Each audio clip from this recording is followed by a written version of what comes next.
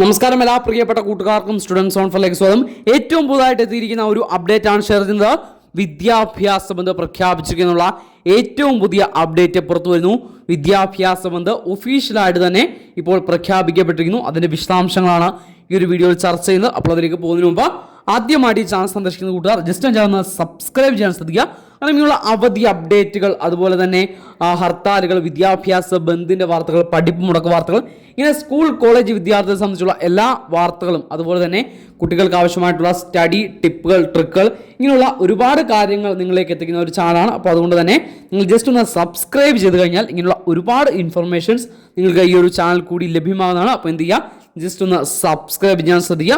അതൊരു വീഡിയോ അതിനൊന്ന് ലൈക്ക് ചെയ്ത് കാണാൻ ശ്രദ്ധിക്കുക. ജസ്റ്റ് ഒന്ന് ലൈക്ക് ചെയ്ത് കാണാൻ ശ്രദ്ധിക്കുക. അപ്പോൾ നാളെയാണ് വിദ്യാഭ്യാസം പ്രഖ്യാപിച്ചിരിക്കുന്നത്.